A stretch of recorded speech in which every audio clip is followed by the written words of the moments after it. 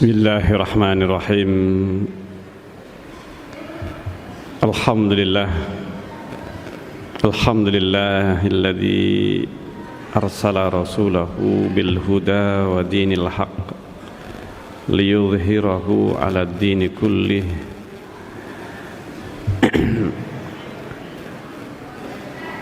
walau karihal musyrikun. Jamaah sekalian yang dimuliakan oleh Allah Azza wa Jalla, alhamdulillah kita bersyukur memuji kepada Allah Azza wa Jalla atas seluruh nikmat yang Allah berikan kepada kita, dan kita tidak mungkin bisa menghitung nikmat-nikmat Allah Azza wa Jalla. Wa in ta'uddu ni'matallahi la tuhsuha. Seandainya kalian menghitung nikmat-nikmat Allah, la tuhsuha, tidak akan kalian bisa menghitungnya. Dan nikmat yang paling besar dan yang Allah berikan kepada kita adalah nikmat hidayah, nikmat petunjuk di atas jalan yang benar, di atas jalan yang lurus. Dan nikmat ini hanya diberikan kepada orang-orang yang terpilih di antara hamba-hambanya,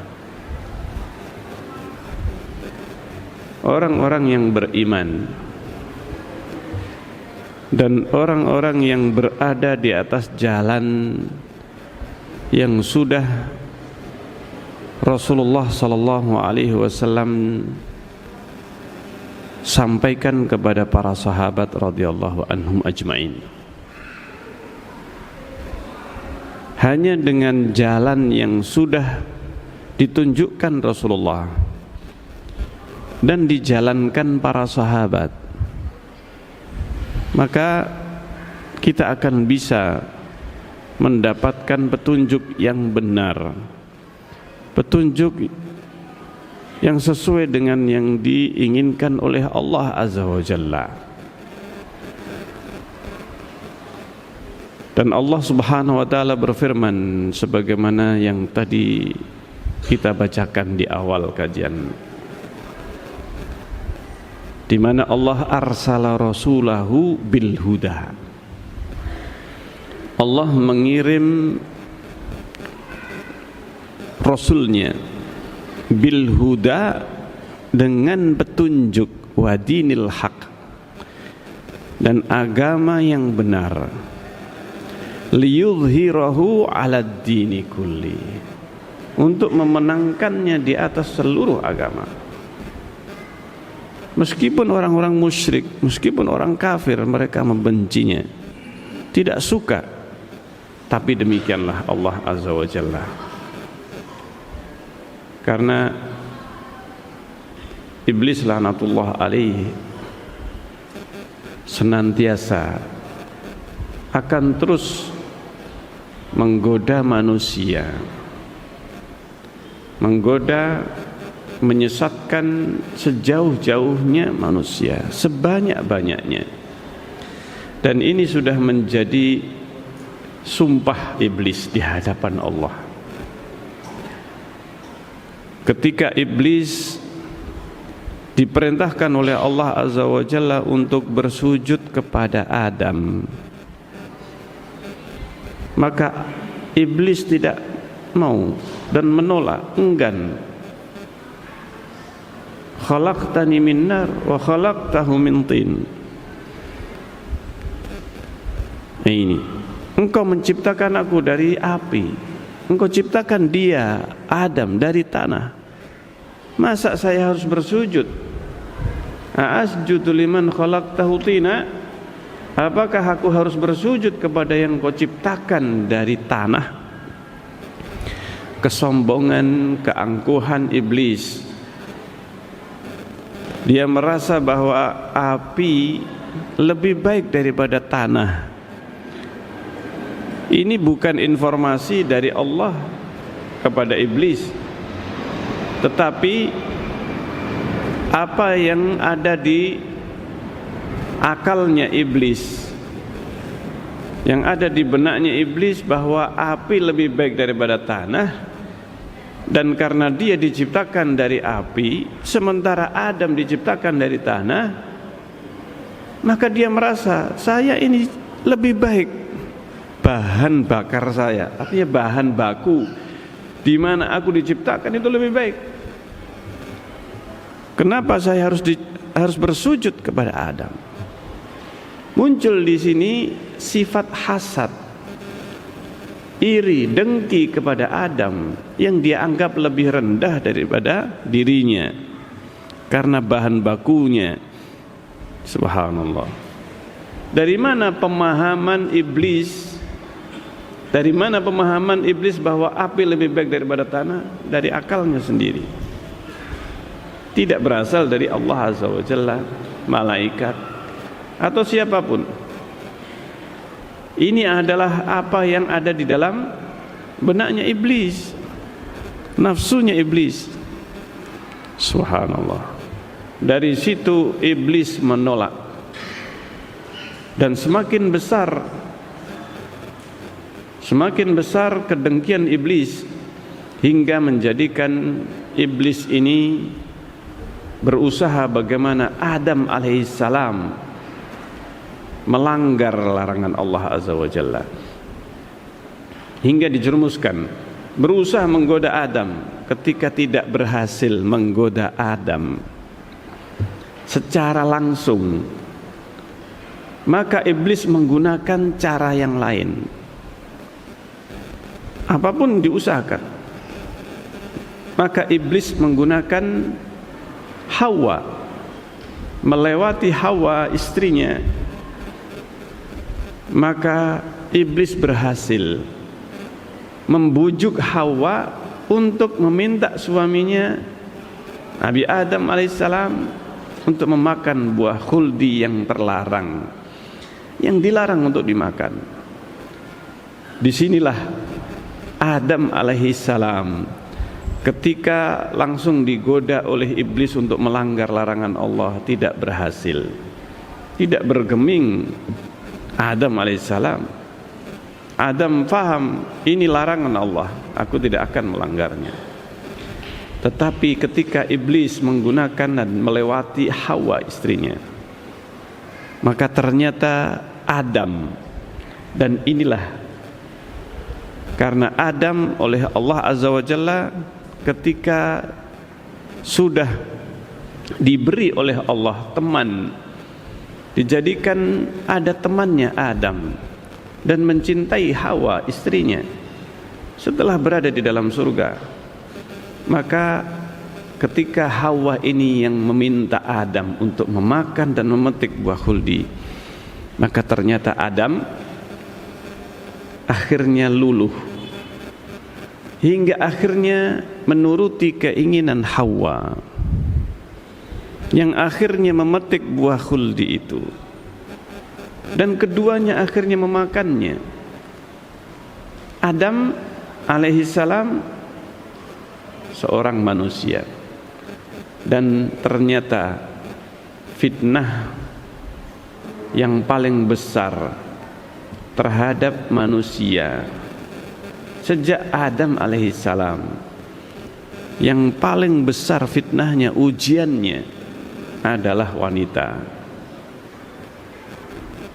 Rasulullah sallallahu alaihi wasallam beliau bersabda, "Ma taraktu ba'di fitnatan." Aku tidaklah meninggalkan sebuah fitnah.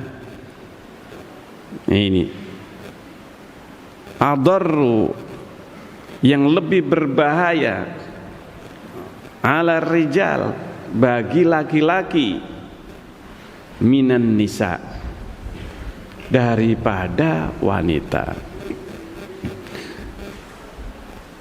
Dan ternyata Nabi Adam alaihissalam yang demikian tegarnya sebelum iblis memanfaatkan atau menggunakan Hawa, maka iblis akhirnya berhasil melalui Hawa, dan dari situ iblis mengambil pelajaran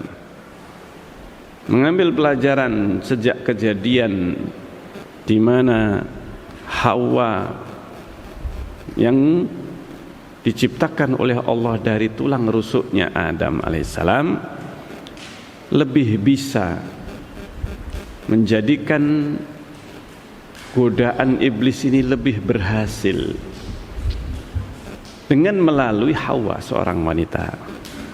Subhanallah. Karena itu fitnah paling besar bagi laki-laki di umat ini adalah wanita. Rasulullah juga bersabda, Rasulullah SAW juga menyebutkan tentang bahayanya fitnah wanita ini. Sebagaimana sabda Rasulullah SAW, ma ra'aitu min naqisati aqlin wa dinin adhaba li lubbi rajulin hazimin min ihdakunna. Ini kata Rasulullah SAW,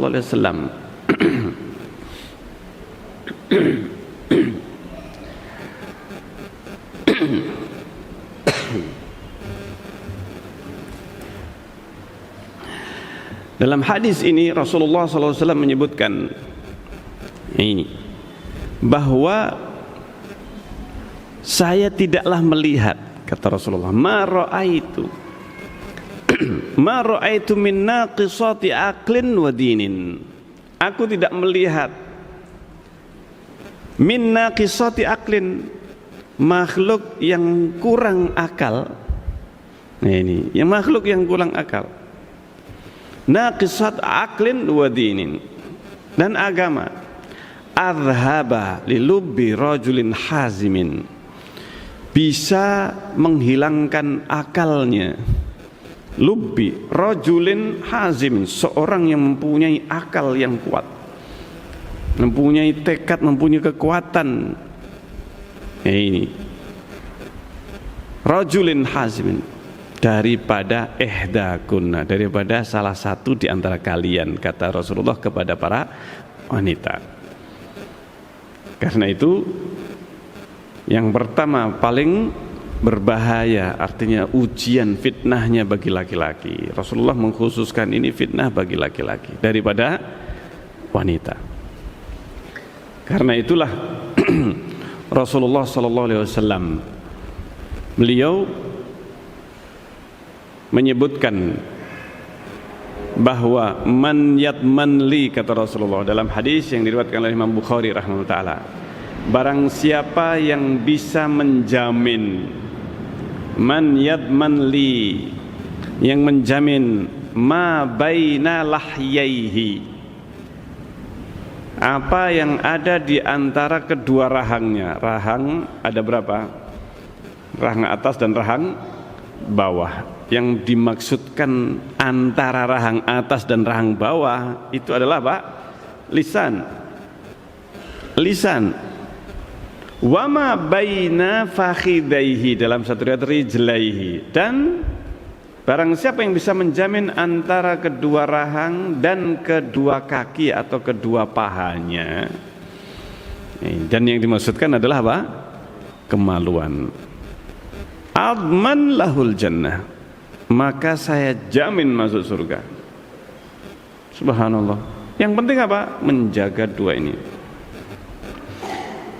Dua saja yang dijaga atau yang bisa dijamin.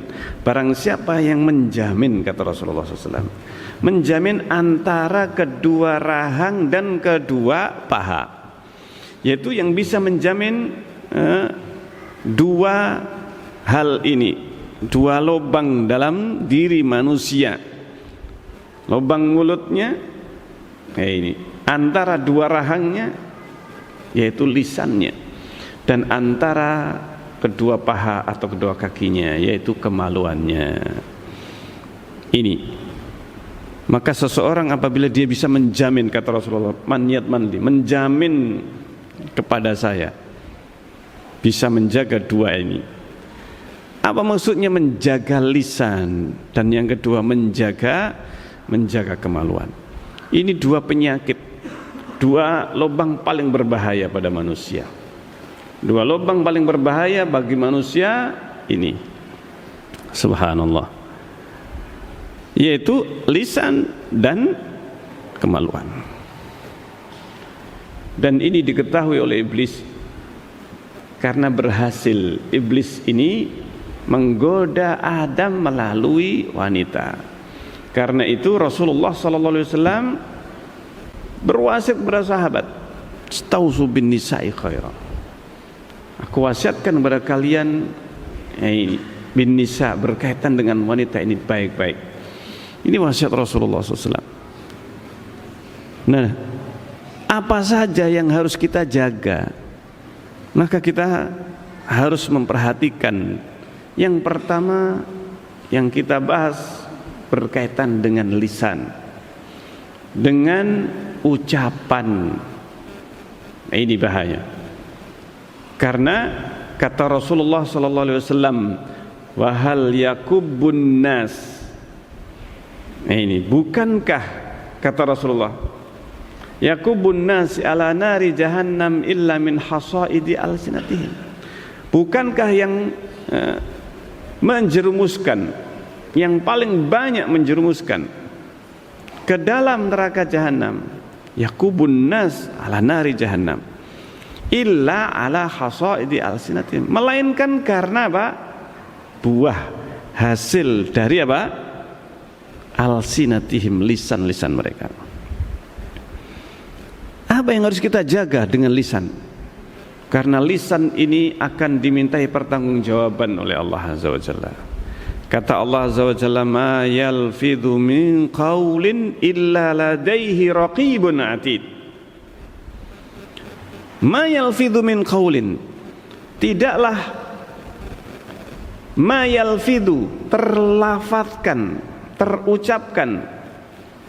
Ma yalfidhu min qawlin, tidaklah terlafadzkan sebuah ucapan, sebuah kata, qaul, ucapan, illa, melainkan ladaihi, di kedua sisinya, kedua sisi tubuhnya, ladaihi, di sisinya, raqibun atid. Subhanallah, ma yalfidhu min qaulin, tidak ada satupun lafaz.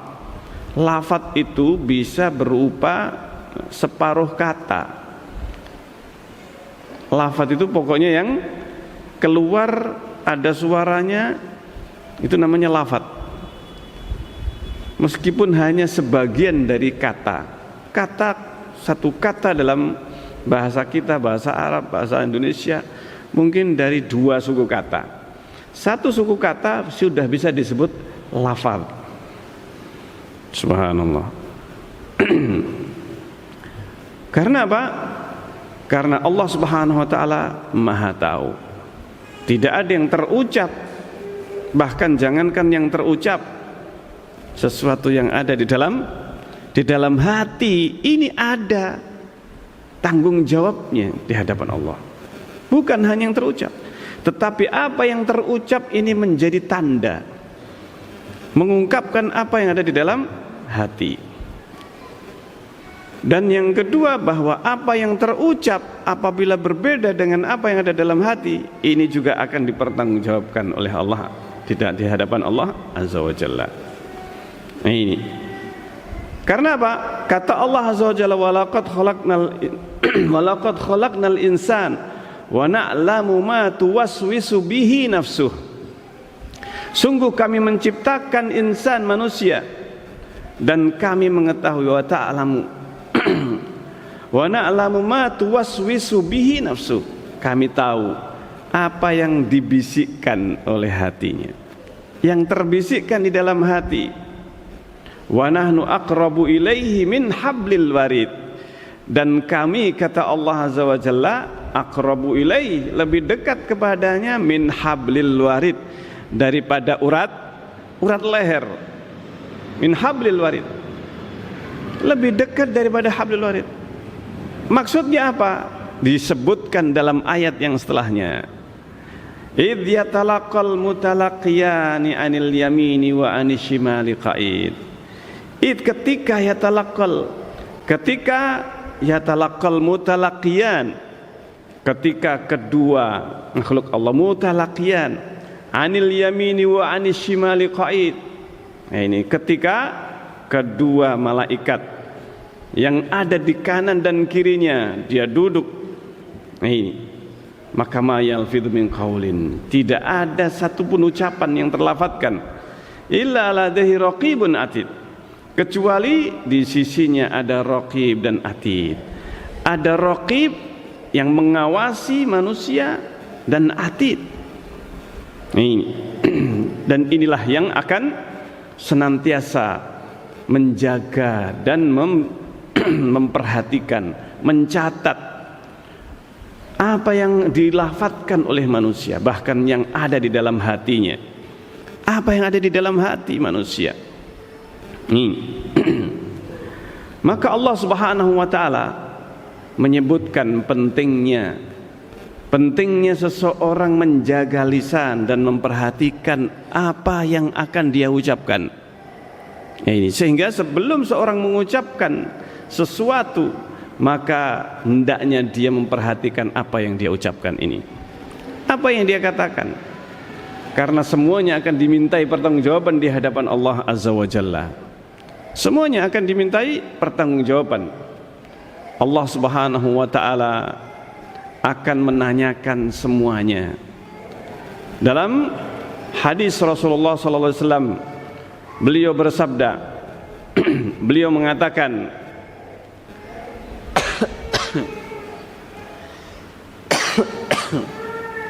la tazulu qadama rajulin qadama imra'in, tidaklah akan bergeser kedua telapak kaki seorang hamba.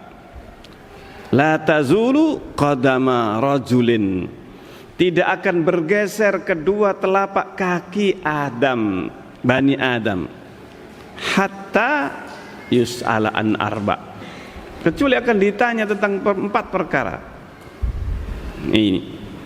Dan di antara yang ditanyakan adalah tentang seluruh amal perbuatannya, tentang umurnya, tentang apa yang dia dapatkan, hartanya, tentang ilmunya. Ini. Apa yang sudah dia amalkan, tentang masa mudanya, apa yang dia lakukan. Subhanallah. Tidak ada satupun kecuali akan dipertanggungjawabkan oleh Allah Azza wa Jalla. Maka lisan manusia, satu lafaz pun ini akan dimintai pertanggungjawaban oleh Allah Azza wa Jalla.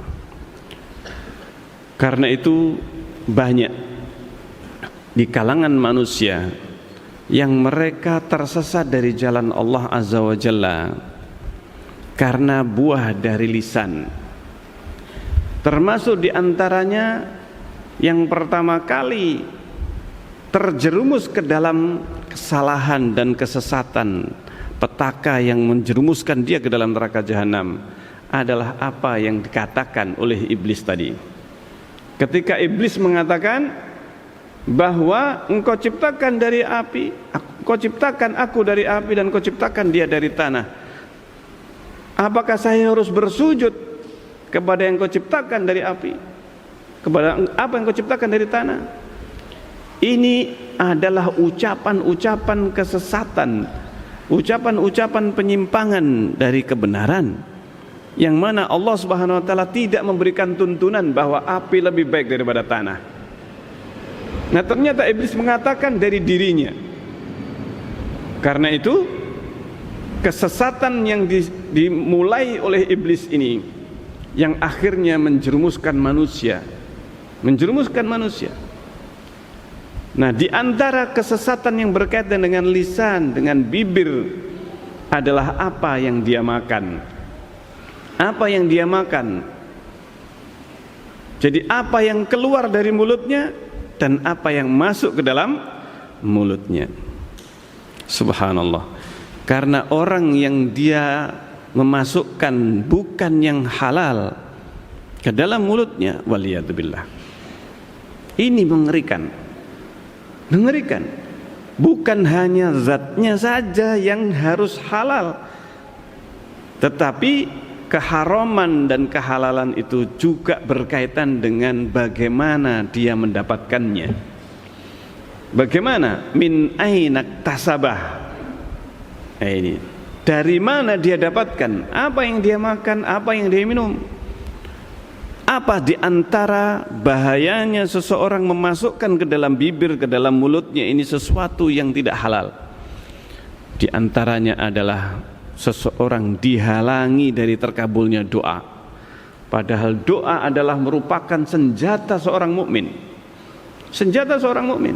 Kalau sudah tidak dikabulkan oleh Allah, waliyadzubillah. Ini waliyadzubillah. Rasulullah SAW menyebutkan bahwa ada seorang ruba rajulin as'atha akbara. Seorang dia itu seorang yang dia sedang dalam keadaan safar. Rasulullah menyebutkan orang-orang yang dia itu dikabulkan oleh Allah doanya, yaitu orang yang dalam keadaan safar. As'atha akbara. Orang ini as'atha akbar. Orang yang pakaiannya sederhana, as'atha akbara, dan penuh dengan debu. Artinya orang itu dalam kondisi safar. Yamuddu yadaihi sama, dia menengadahkan kedua tangannya ke langit, maksudnya berdoa. Dan di antara sebab terkabulnya doa adalah dengan mengangkat tangan. Ini dan mengatakan ya Rabbi, ya Rabbi. Mengatakan ya Rabbi artinya berdoa dan berulang-ulang meminta dengan sangat kepada Allah. Ini semuanya adalah sebab-sebab terkabulnya doa. Sebab-sebab terkabulnya doa Rasulullah menyebutkan. Ini. Tetapi apa? Kata Rasulullah sallallahu alaihi wasallam, wa malbasuhu haram, wa mat'amuhu haram, wa mashrabuhu haram, wa malbasuhu haram, wa ghudhiya bil haram. Fa anna yustajabulah. Sementara apa? Sementara makanannya haram, minumannya haram, pakaiannya haram yang dipakai, yang kita kenakan. Pakaian yang dia kenakan. Dan malbasuhu haram, wa ghudhiya bil haram. Atau bayangkan sini, ghudhiya, dia diberi makan dengan yang haram. Bukan hanya orang yang bekerja dan dia memakan, tapi orang yang diberi dengan sesuatu yang haram dan dia makan, ghudhiya. Bisa jadi dia seorang istri yang dia diberi nafkah oleh suaminya. Bisa jadi istrinya yang dia kasih makanan yang haram juga terkena imbasnya. Imbasnya apa? Tidak bisa dikabulkan doa. Fa'anna, dari mana bisa dikabulkan doa? Subhanallah. Jadi bahaya lisan ini bukan hanya yang keluar saja, tetapi bagaimana yang masuk. Karena Rasulullah SAW mengatakan barang siapa yang bisa yadman, dalam hadis yang lainnya disebutkan man hafidha ma baina lahyaihi wa ma baina rijlaihi atman lahul jannah. Barang siapa yang bisa menjaga mulutnya, menjaga kedua di antara kedua rahangnya dan di antara kedua paha atau kedua kakinya, saya jamin masuk surga. Subhanallah. Nah, ini yang pertama berkaitan dengan lisan, yaitu yang keluar ataupun yang masuk, makanan, minuman, bahkan pakaian, atau bahkan dia tidak bekerja, tidak bekerja dalam hal yang haram, tetapi anak-anak atau seorang istri yang dia diberi makanan yang haram. Makanya seorang istri hendaknya dia mengingatkan suaminya. Ini kalau ada ibu-ibu ya, hendaknya sang istri ini senantiasa mengingatkan suaminya. Ini yaitu apa? Tentang bahayanya usaha yang haram.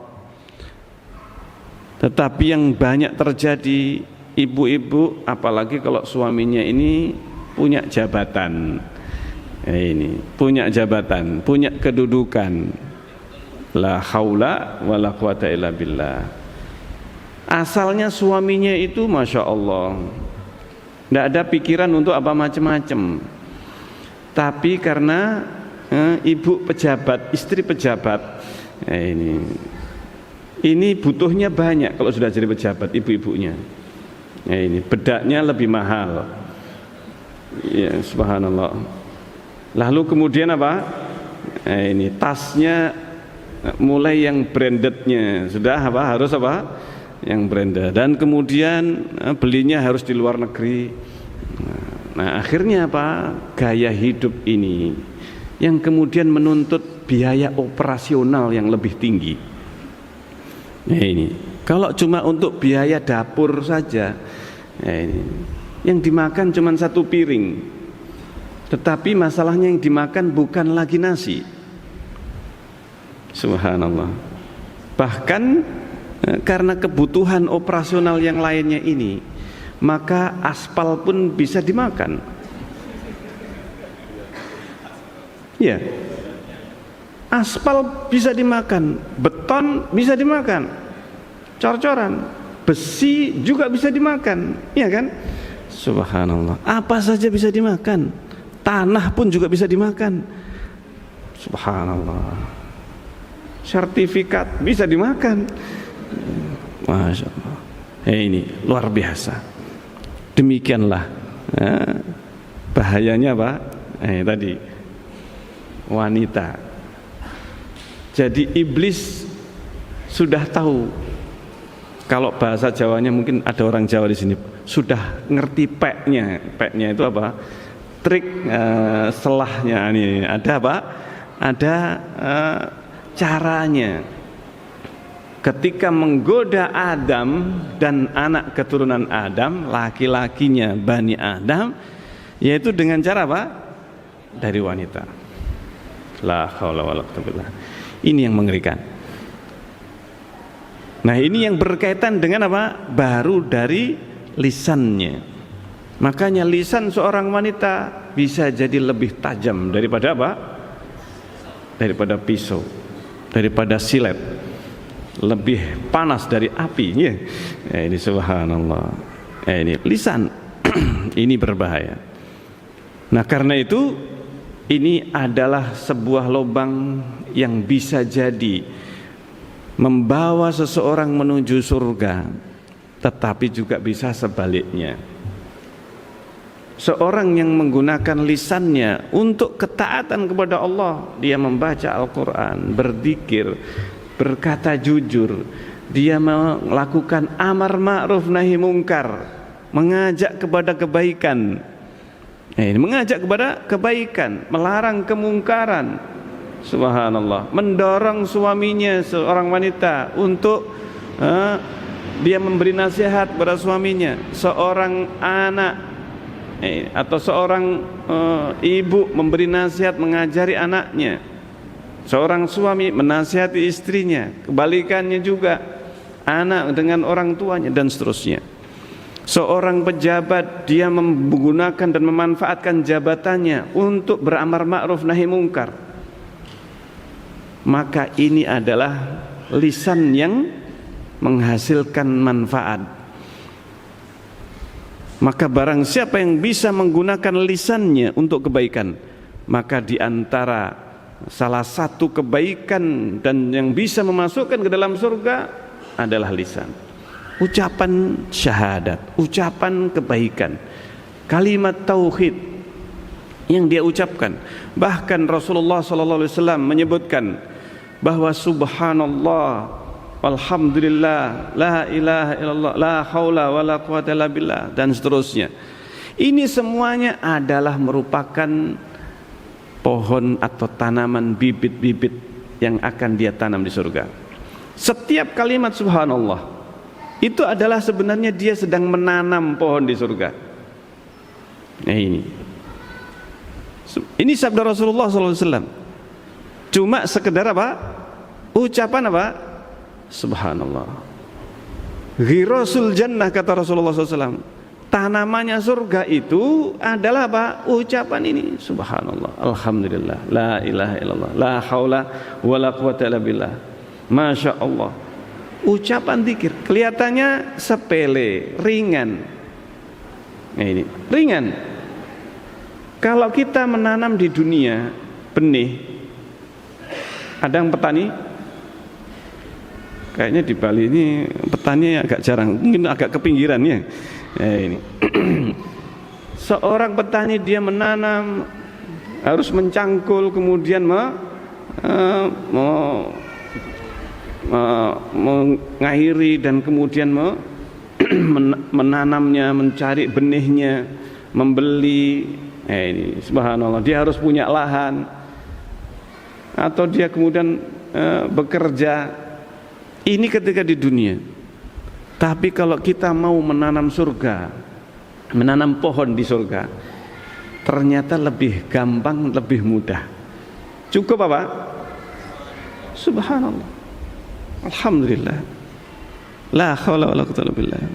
Nah ini Allahu Akbar, alhamdulillah. Ini semuanya adalah tanaman surga. Berapa banyak kita bisa menanam pohon? Nah ini di surga ini. Nah ini kata Rasulullah SAW bahwa innal jannah, surga itu arduha wasi', tanahnya surga sangat luas, sangat luas. Bayangkan satu orang penghuni surga, satu orang penghuni surga yang paling rendah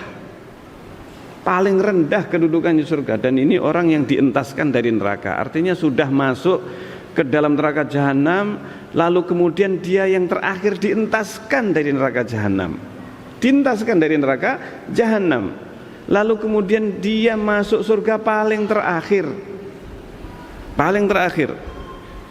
Subhanallah, nggak ada yang lebih terakhir daripada orang ini. Ketika dimasuk ke dalam surga, dia mengatakan, ya Allah, penuh ya Allah. Ini subhanallah, kelihatannya sudah penuh surga ini. Maka oleh Allah Azza wa Jalla, sudah, ini kamu berangan-angan, berangan-angan, disuruh berangan-angan apa yang dia angankan, khayal, suruh mengkhayal. Masya Allah, disuruh mengkhayal apa yang dia khayalkan, terserah. Sampai akhirnya Allah Subhanahu wa ta'ala mengingatkan, kamu tadi mengkhayalkan begini, begini, begini. Namanya khayalan, sesuatu yang kelihatannya mustahil, ya kan? Apa? Saya pengen kekuasaan sedunia ini misalnya, iya, sebumi ini. Pokoknya segala angan-angan yang dia ada di dalam benaknya. Sampai diingatkan oleh Allah, kamu pengen begini? Iya. Sudah mentok angan-angannya. Oleh Allah dikatakan, kamu mendapatkan apa yang engkau angankan, bukan yang engkau inginkan, yang engkau angankan. Kalau keinginan kan mungkin yang biasa, tapi ini angan-angan. Apa yang engkau angankan ditambah 10 kali lipatnya. Masya Allah, subhanallah. Dan disebutkan dalam riwayat yang lainnya, engkau mendapatkan kekuasaan orang yang paling berkuasa dulu di dunia. Siapa yang paling berkuasa di dunia? Penguasa paling berkuasa. Siapa? Nabi Sulaiman alaihissalam. Gak ada yang lebih berkuasa daripada Nabi Sulaiman. Itu doanya Nabi Sulaiman. Rabbi habli mulkan la yanbaghi li ahadin min ba'di. Ya Allah, berikanlah aku kekerajaan, kekuasaan ya la yang bagi li ahadin min ba'di, yang tidak diberikan kepada seorang pun sepeninggalku, setelahku. Allah kabulkan doanya Nabi Sulaiman ini. Yaitu apa? Diberi kekuasaannya bukan hanya manusia, jin. Bukan hanya jin, tapi binatang. Nah ini, burung-burung. Bukan hanya itu, Allah tundukkan angin kepada Nabi Sulaiman, yang kecepatannya, dia pagi hari berangkat, itu kecepatannya dia bisa mencapai perjalanan 1 bulan. Berapa cepatnya itu? Luar biasa. Hanya pagi hari berangkat, dia sudah apa? Bisa berjalan sejauh 1 bulan perjalanan. 1 bulan perjalanan. Balik juga demikian, wuduha syahr wa rawahuha syahr wa alanna lahul hadid. Dan kami dan disebutkan bahwa Nabi Sulaiman ini bisa berbicara dengan binatang, jin yang paling kuat sekalipun ifrit itu ditundukkan oleh Nabi Sulaiman. Syaitan nggak bisa. Nah ini nggak bisa melawan Nabi Sulaiman alaihissalam. Tetapi nanti di akhirat ini orang paling rendah kedudukannya, itu ditambah 10 kali lipatnya. Jadi 10 kali lipat kerajaannya Nabi Sulaiman alaihissalam. Subhanallah. Nah ini kalau seandainya seseorang itu dia melafadzkan kalimat-kalimat zikir, subhanallah, berapa banyak pohon di surga yang kita bisa tanam. Seandainya kita menceritakan surga, luar biasa. Tetapi sebaliknya neraka, waliyadzubillah. Nah ini kalau seandainya baru lihyaihi, lisan atau bibir. Bagaimana dengan kemaluan, waliyadzubillah? Kalau seseorang dia menggunakan kemaluannya kepada yang halal, maka dia mendapatkan pahala. Wanita dia menjaga kemaluannya, taat kepada suaminya, maka ini kata Rasulullah SAW, ini bagi wanita yang menjaga kemaluannya. Ini wanita yang dia itu dia beriman, beriman kepada Allah, dan dia sholat 5 waktu, wa shalla khamsaha wa hasanat farjaha, dan dia menjaga kemaluannya, wa ata'at ba'laha, taat kepada suaminya. Bagaimana dia taat kepada suaminya? Diajak oleh suaminya hubungan suami istri, dia taat kepada suaminya. Ata'at ba'laha, qilalaha, dikatakan kepada wanita ini, udkhulil jannah min ayyi abwabil jannati syi'ti, silahkan masuk pintu surga mana yang kamu inginkan. Pintu surga ada berapa? Ada 8. Pintu neraka? Iya, banyaknya berapa? Pintu neraka ada 7. Sab'atu laha sab'atu abwab. Kalau surga thamaniyatu abwab, 8. Ini bisa untuk ujian anak-anak SD ya. Ini anak TK diajari sudah ya. Ini bapak-bapaknya harus tahu.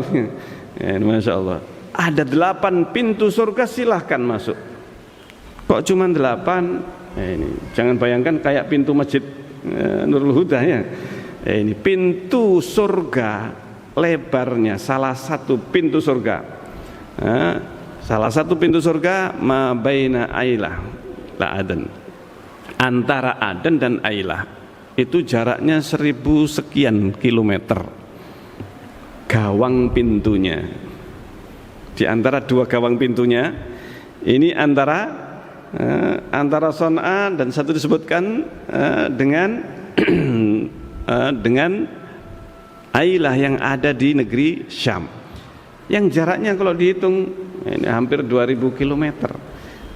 Itu baru satu pintu surga di antara 2 pintu surga ini. Subhanallah, luar biasa.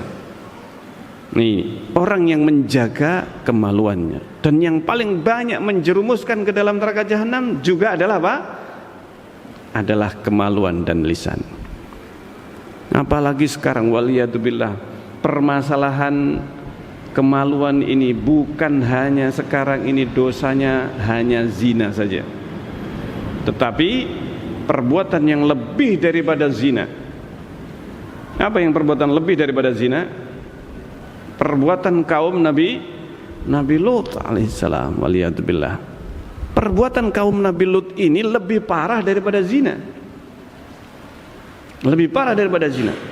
dan lebih sulit untuk disembuhkan. Apa yang disebut dengan LGBT, tambah lagi apa istilahnya itu?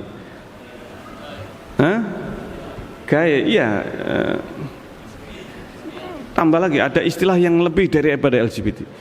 Jadi kemaluan ini luar biasa. Syaitan, iblis ini di dalam menyesatkan manusia tidak kurang-kurang. Tidak puas hanya dengan menjadikan Bani Adam itu berbuat zina, tetapi digoda, dijerumuskan sampai seperti halnya kaumnya Nabi Lut alaihissalam. Waliyadzubillah. Sehingga kaumnya Nabi Lut ini dijadikan oleh iblis, mereka tertarik dengan sesama jenis. Bahkan yang lebih dari itu, iblis berhasil menyesatkan manusia di dalam masalah syahwat ini dan masalah kemaluan ini, sampai manusia itu tertarik dengan binatang. Saya lupa istilahnya, bukan hanya LGBT, tapi kepada binatang, ada tambahannya lagi. Jadi kecenderungan seksual kepada binatang. Ada kuda, ada keledai, waliyadzubillah. Dan yang mengherankan, di dalam kitab, sebagian di antara kitab yang ditulis tentang biografi para wali katanya, ada dalam kitab disebut Tabaqatul Auliya. Ini orang yang ditulis di dalamnya biografi para wali. Judulnya Tabaqat, tingkatan para wali, Tabaqatul Auliya. Disebutkan di dalamnya pujian-pujian ini.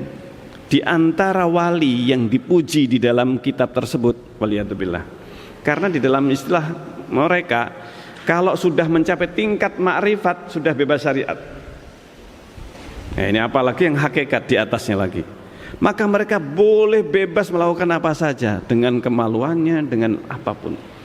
Nah, ini minum khamr boleh, sudah halal.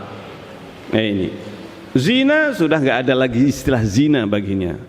Dan bahkan sama saja, mau istrinya, mau wanita yang lain, istrinya orang, bahkan ibunya, saudarinya, boleh. Mengerikan. Bahkan dengan binatang, disebutkan di antara seorang wali keutamaannya atau yang menunjukkan kewaliannya adalah seorang yang dia itu kalau datang ke pasar ini, di situ dia lihat ada keledai betina, maka dia melampiaskannya kepada betina ini di depan orang banyak. Artinya dia tidak punya malu, karena nggak ada istilah malu lagi. Kenapa? Ini disebut bahwa si fulan ini sudah mencapai tingkatan apa? Wali. Wali apa? Wali kelas apa wali syaitan, waliyadzubillah. Dan itu dijadikan sebagai salah satu contoh wali. Nah, ini orang yang disebut wali kalau sudah melakukan perbuatan yang nyeleneh. Nah, ini diantara kenyelenehannya, melampiaskan syahwat bukan kepada manusia, kepada binatang, dan di tempat umum, artinya di pasar. La haula wala quwwata illa billah. Ini disebutkan dalam kitab tersebut. Ini kitab yang menyesatkan ini sebenarnya. Ini kenapa? Karena disebutkan di situ berbagai kelebihan ini, dalam tanda petik ini ya, di antara tanda petik. La haula wala quwwata illa billah. Ini semoga kita dihindarkan dari kesesatan dan kita diselamatkan dari fitnah lisan, bibir, dan juga kemaluan. Karena kedua lubang pada manusia ini yang bisa menyesatkan dan bisa menjerumuskan ke dalam berbagai jurang kebinasaan. Maka lisan dan juga bibir dan juga kemaluan, inilah yang akan membahayakan seseorang apabila tidak dijaga dengan baik. Makanya saya memberikan judul dengan apa? Bibir dan apa? Dan ranjang. Kenapa dikatakan ranjang? Ini kenapa tidak kemaluan? Karena ini adalah kata kiasan. Untuk apa? Untuk lebih menghaluskan. Ini untuk lebih menghaluskan. Karena perbuatan kemaluan ini dilakukan yang paling banyak di ranjang. Meskipun ada yang lebih parah daripada itu. Tetapi demikianlah, waliyadzubillah, kalau kita ini jangan sampai terjerumus ke dalam dosa-dosa yang berkaitan dengan dua hal ini. dengan lisan dan dengan apa? Dengan kemaluan, waliyadzubillah. Dan semoga kita diselamatkan oleh Allah dan kita diberikan istiqamah di atas agama ini hingga akhir hayat kita, husnul khatimah, dan dimasukkan ke dalam surga Firdaus yang paling tinggi. Sampai di sini insyaallah sudah masuk waktu Isya dan kita akan lanjutkan ba'dal Isya dengan tanya jawab. Jemaah sekalian dimuliakan oleh Allah, kita masuk kepada sesi tanya jawab. Falyatafaddal apabila ada yang ditanyakan, baik tertulis maupun secara langsung. Baik, Bapak.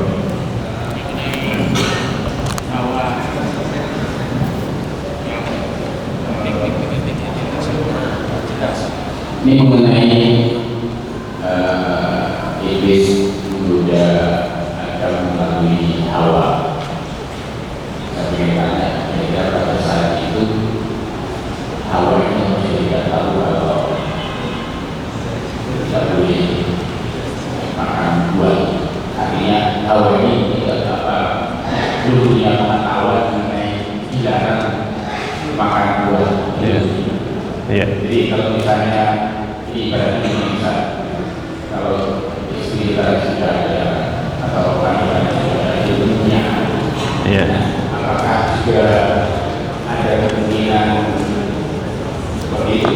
Artinya awal ini waktu itu sudah tahu baik dilarang dimakan atau seperti apa? Pertanyaan yang bagus dari Pak siapa namanya? Pak Lintang. Bintang. Masya Allah. Masya Allah. Bukan bulan bintang, Pak. Masya Allah.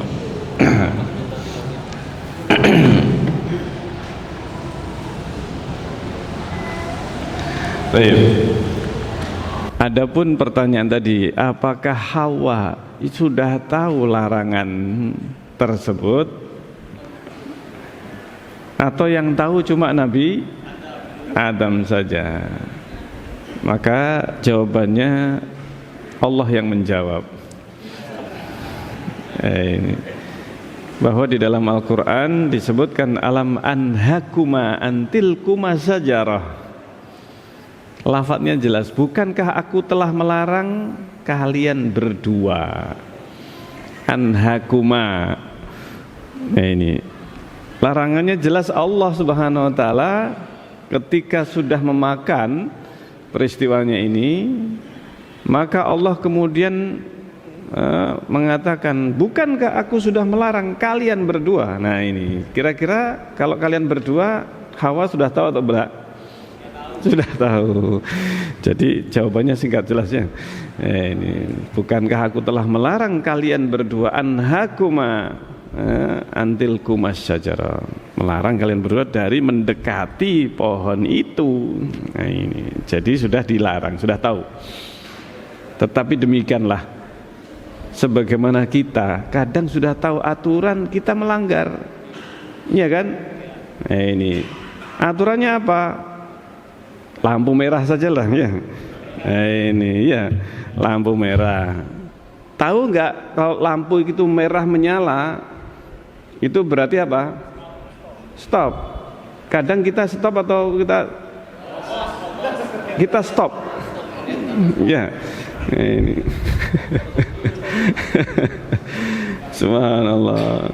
Ini larangannya naik sepeda motor harus pakai helm atau enggak? Pakai helm. Ini kita pakai helm atau enggak kalau naik motor? Kondisional. Kondisionalnya bagaimana? Kondisionalnya bagaimana? Kalau jarak dekat ya kalau kondisional.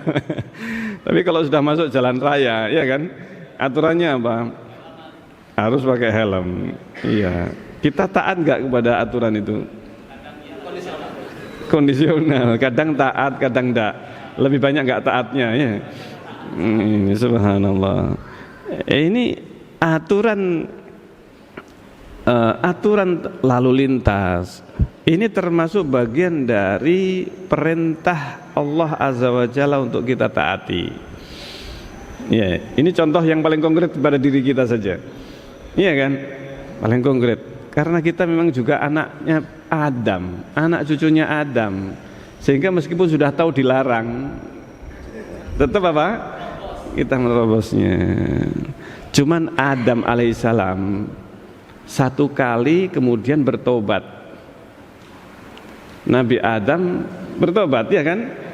Ketika ditegur kemudian taubat, Hawa juga bertobat. Dan setelah itu iblis gak berhasil menggoda Adam dan Hawa. Tapi yang digoda anak keturunannya, termasuk kita. Ya ini.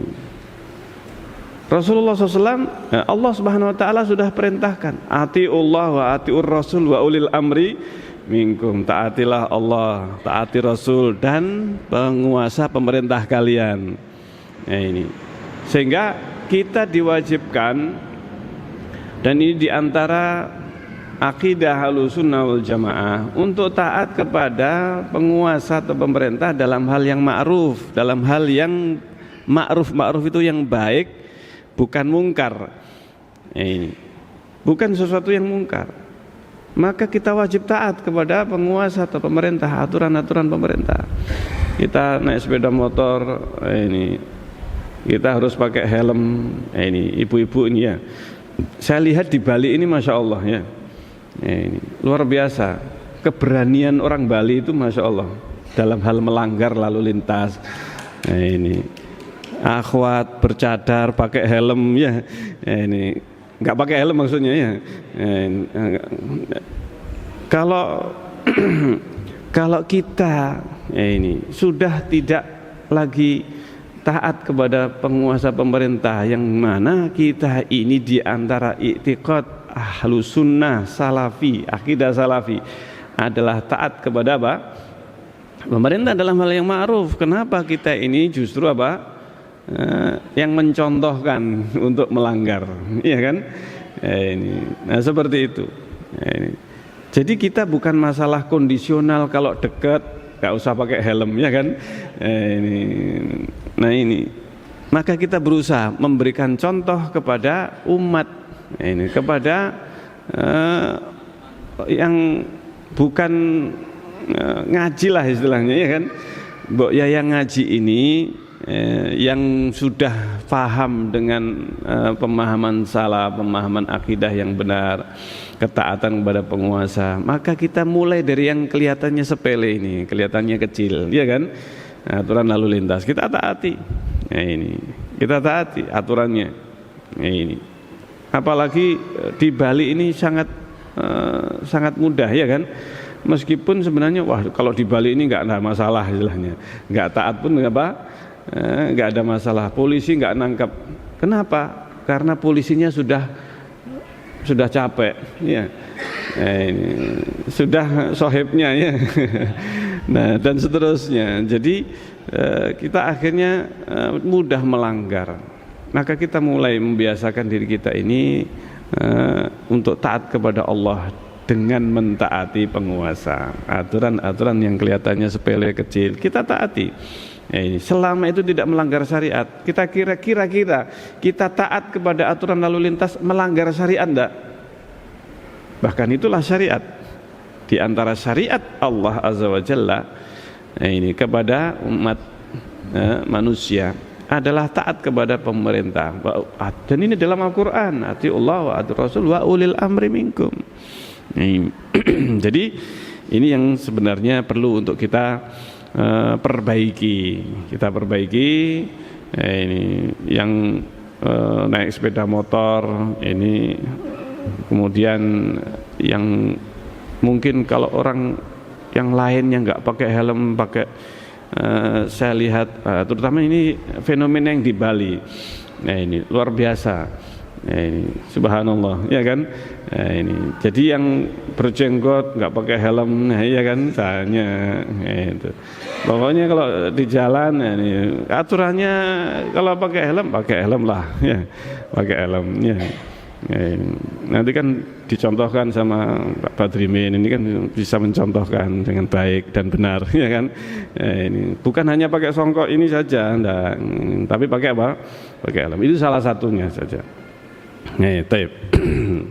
Ada lagi yang lainnya? Monggo apanya? Ini ya, silahkan.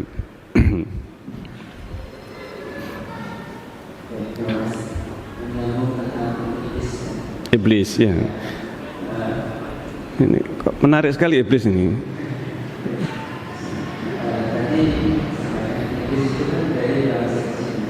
Iya.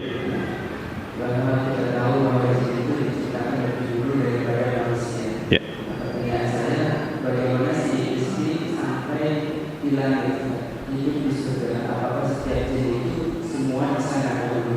Iya.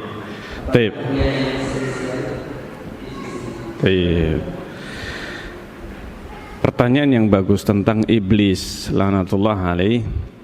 Iblis ini dari bangsa jin, kana minal jinni fafasaqa an amri rabbi. Disebutkan bahwa iblis dari bangsa jin. Kalau Adam bapaknya manusia. Dan sementara itu iblis disebutkan minal jinni, dari bangsa apa? Jin. Lalu apakah jin semuanya adalah dia itu di surga? Ini. Maka jawabannya sebagaimana Nabi Adam alaihissalam, ketika diciptakan Nabi Adam hari apa dapat hadiah? Nabi Adam diciptakan hari apa? Hari Jumat, Masya Allah, silahkan. Nabi Adam diciptakan hari Jumat,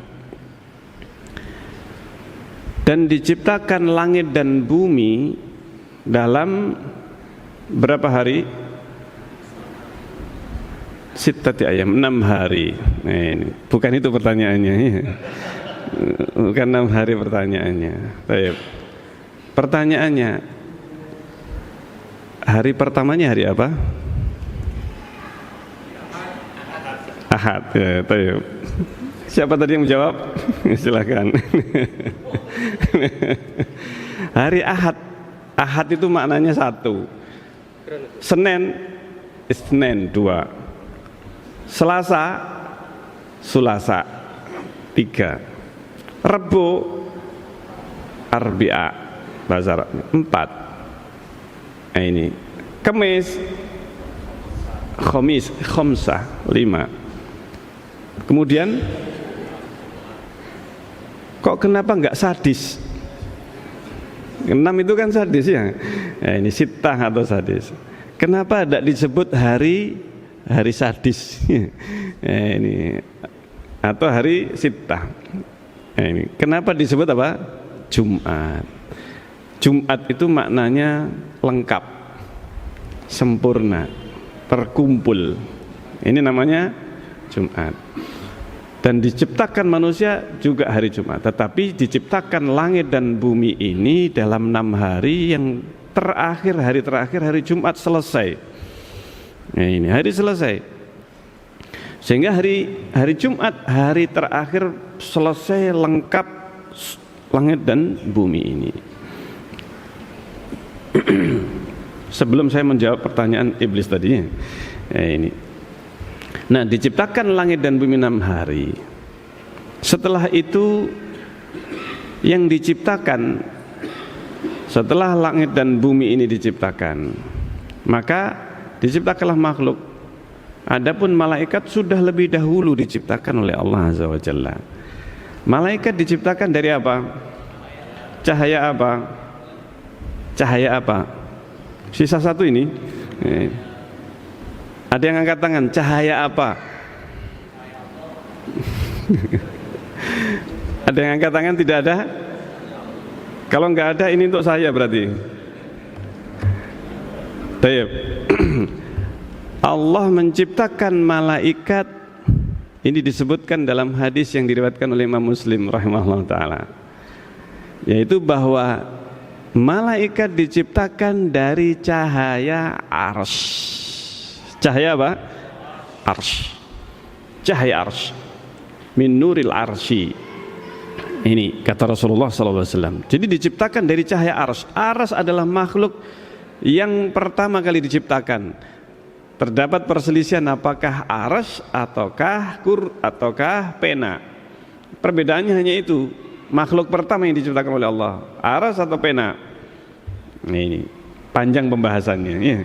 Ini. Tapi intinya dua makhluk ini yang pertama diciptakan oleh Allah, yaitu arsy dan pena. Dan dari cahaya arsy itu diciptakan malaikat. Lalu diciptakan setelah itu makhluk berakal ada tiga saja. Yang ada di dalam Al-Quran dan hadis hanya 3 makhluk berakal. Makhluk yang diciptakan oleh Allah dan diberi akal. Yang pertama adalah malaikat. Yang kedua adalah jin. Yang ketiga adalah manusia. Bedanya malaikat dengan jin dan manusia, jin dan manusia diberi nafsu, diciptakan oleh Allah dengan nafsu. Adapun malaikat diberi akal saja tanpa nafsu. Makanya malaikat karena tidak diciptakan dengan nafsu, semuanya taat kepada Allah Azza wa Jalla. Nah, jin yang diciptakan dari apa? Dari api. Siapa yang diciptakan dari api? Iblis. Sehingga iblis ini yang pertama kali jin ini yang diciptakan dari api. Sebagaimana Nabi Adam alaihissalam diciptakan dari tanah. Yang diciptakan dari tanah adalah Nabi Adam. Adapun keturunannya bukan dari tanah langsung. Nah, di sini sehingga Adam yang diciptakan dari tanah dan keturunannya atau Hawa diciptakan dari tulang rusuknya. Jadi yang langsung diciptakan dari tanah adalah hanya Nabi Adam alaihissalam. Nabi Adam alaihissalam. Nah, ini dari berapa tanah? Berapa macam tanah? 7 macam tanah.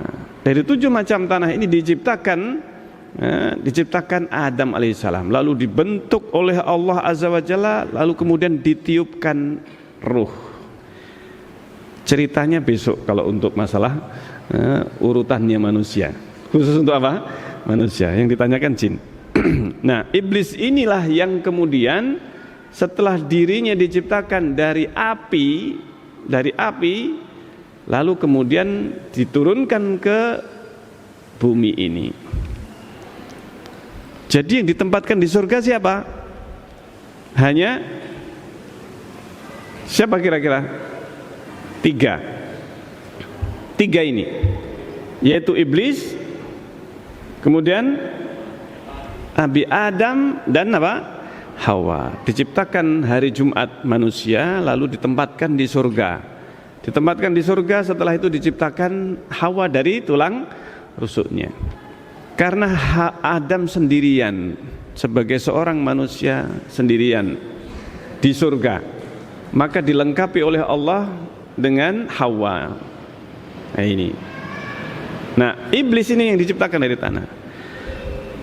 Lalu manusia, sekarang pertanyaannya, manusia yang di dalam surga siapa selain Adam dan Hawa? Siapa manusia yang masuk surga atau di dalam pernah tinggal di surga selain Adam dan Hawa? Siapa yang pernah tinggal? Kalau iblis ya sudah, ini jin, jelas jin. Tapi manusia,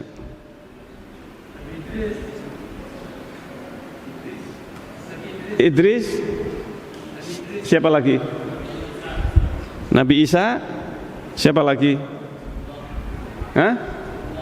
Rasulullah pernah? Siapa lagi yang menjawab? Angkat tangan. Yang bisa menjawab ini? Sisa ini ya. Siapa yang pernah tinggal di dalam surga bersama Nabi Adam dan Hawa? Siapa? Enggak jadi ini. Karena sebenarnya jawabannya cuma besok kalau untuk manusia ya. Ya, besok habis subuh. Di mana? Habis subuh Baitul Ma'mur, Masya Allah. Tapi karena nggak semuanya datang kayaknya ya. Ini. Jadi manusia kita termasuk semuanya pernah tinggal di surga. Ingat? Ingat? Ada yang ingat pernah tinggal di surga? Saya juga nggak ingat. Tetapi sebenarnya kita semuanya pernah tinggal bersama Bapak kita Adam alaihissalam di surga. Pernah tinggal di surga.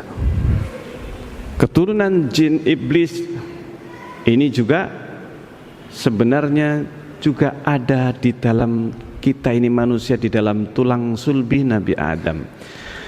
Benih seluruh manusia keturunan Nabi Adam ada di dalam tulang sulbinya Nabi Adam. Sehingga sesungguhnya kita ini makhluk yang pernah tinggal di surga. Jin dan manusia semuanya. Kita ini sebenarnya penghuni apa? Surga. Kita dulu pernah tinggal bersama Nabi Adam ketika kita masih jadi benih di dalam tulang sulbinya Nabi Adam alaihissalam. Dan kita diturunkan bersama Nabi Adam ke dunia ini. Sehingga tempat tinggal kita yang sesungguhnya, rumah kita yang sebenarnya adalah surga. Jadi kalau kita pengen pulang kemana? Pulang ke surga. Jadikan cita-cita ini kita nanti mudik ke surga. Paham sini ya? Lengkapnya insya Allah besok materinya. Materi terakhir insya Allah besok pada subuh tentang sejarah dan masa depan kita, masa depan manusia insya Allah ta'ala. Baik, paham sini kira-kira ya? Ini cuplikannya saja insya Allah materinya besok. Ada lagi pertanyaan tadi? Monggo silahkan.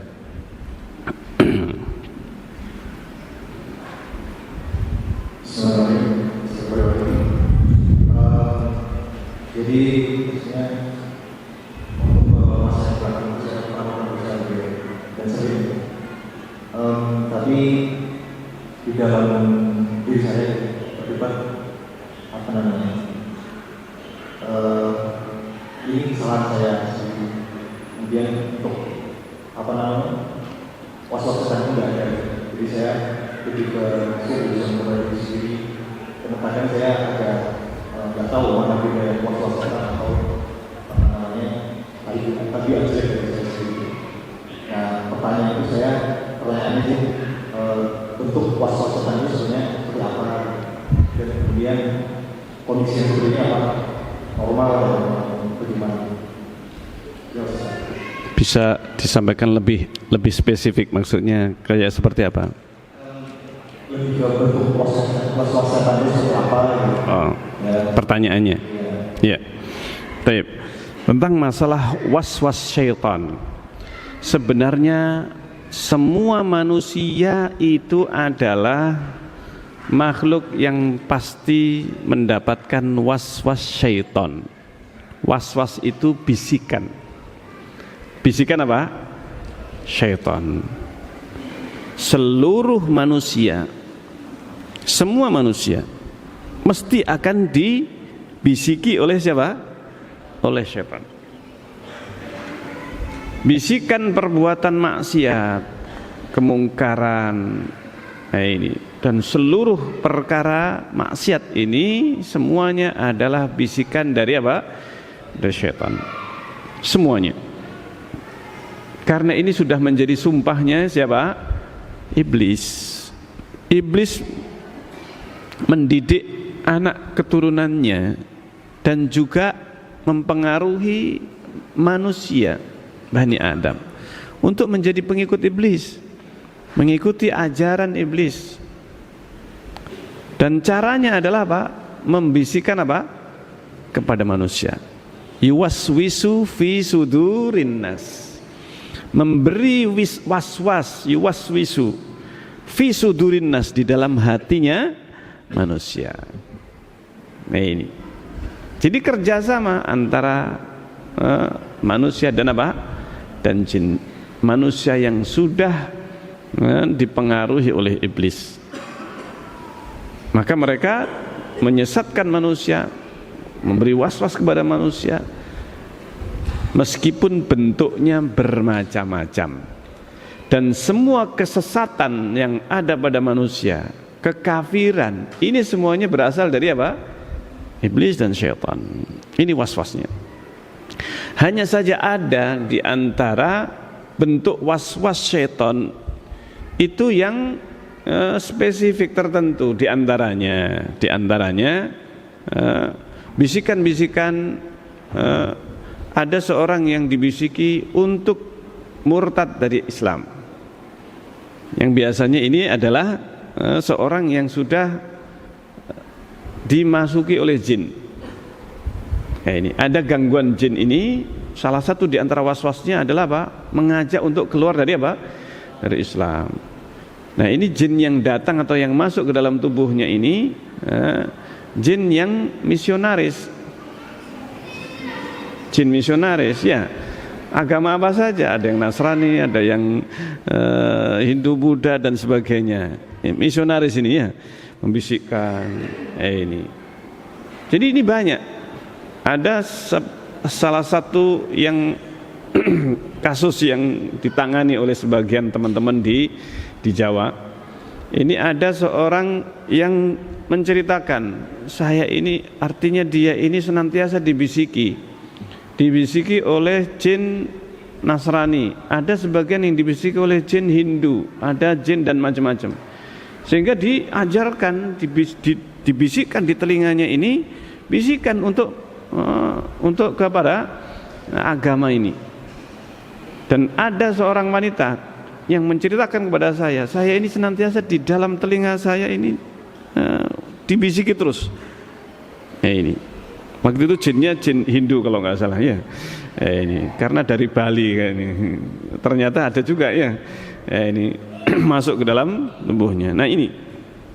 Sehingga ini salah satu. Dan bentuk was-was yang lainnya yang biasanya terjadi pada seorang yang tertimpa was-was ketika wudu. Ya, wudu ini salah satunya. Wudu, ketika wudu ini dikasih was-was oleh syaitan. Itu kayaknya belum sah atau belum semuanya terkena air, sehingga akhirnya Pak wudu lagi, ininya kulitnya itu digosok-gosok sampai merah. Ya ini. Kalau wudu itu bukan hanya 1-2 menit, tapi sampai 1/4 jam, sampai setengah jam balik lagi. Dia akhirnya berpikir balik lagi, wudu lagi. Sudah sampai selesai kaki, balik lagi. Bahkan ada yang cuma tangan saja sudah apa? Terus tangan yang dia basuh. Ini salah satu di antara bentuk was-was. Ini. Dia ragu sudah sah atau belum. Ya, bentuk sahnya. Was-was ini bentuknya macam-macam. Makanya orang yang punya bisikan-bisikan seperti itu, maka dia konsultasi kepada ustadz. Nah, nanti ada terapinya, terapi was-was. Saya diceritani seorang ustadz, beliaunya sudah wafat, sudah meninggal, menceritakan tentang seorang ustadz yang dikenal sebagai tokoh organisasi ormas lah istilahnya. Saya nggak menyebut ormasnya. Ya ini, saya tidak menyebut apa? Ormasnya. Ini pimpinannya atau tokohnya, ustadznya ormas ini. Yang kemudian ketika dia menyampaikan ada senantiasa dia ragu dengan wudunya. Sampai kalau dia sudah wudu selesai dia ragu, kayaknya kok ada yang keluar. Kayaknya kok itu tadi apa belum terbasuh secara sempurna, akhirnya diulang lagi. Nah ini, maka disampaikan hadis Rasulullah SAW tentang apa? Tentang penyakit was-was ini, dan saya diceritakan bahwa alhamdulillah sudah sembuh. Ini. Karena apa? Karena ini butuh ilmu. Salah satu di antara yang menyebabkan karena tidak punya ilmu. Nah ini. Sehingga itu yang dimaksudkan dengan was-was ini banyak sekali bentuknya, dan sebenarnya semua manusia itu senantiasa dibisiki oleh apa? Syaitan. Ini bisikan waswas ini dari syaitan. Dan disebutkan dalam surat An-Nas, yuwaswisu fi sudurin nas. Baik. Makanya kalau ada yang kok saya dapat bisikan seperti ini, nah ini secara spesifik tertentu, maka bisa jadi ini orang atau orang yang terkena waswas ini yang parah, ini bisa diterapi dengan diruqyah. Ini diruqyah. Karena bisa jadi ini sebenarnya sudah apa? Sudah ada makhluk di dalam dirinya. Jadi seperti itu. Wallahu taala alam bissawab. Baik, insyaallah sampai di sini yang bisa kita bahas dalam kesempatan kita kali ini. Alhamdulillah. Nah, ini tadi tersisa satu ini. Taib. Yang bertanya was-was saja yang terakhirnya. Taib. Rezekinya yang was-wasnya. Semoga hilang was-wasnya dengan dapat hadiah. Ya. Baik, insyaallah sampai di sini kita akhiri. Subhanakallahumma rabbana wa bihamdik asyhadu an la ilaha illa anta astaghfiruka wa atubu ilaik. Assalamualaikum warahmatullahi wabarakatuh.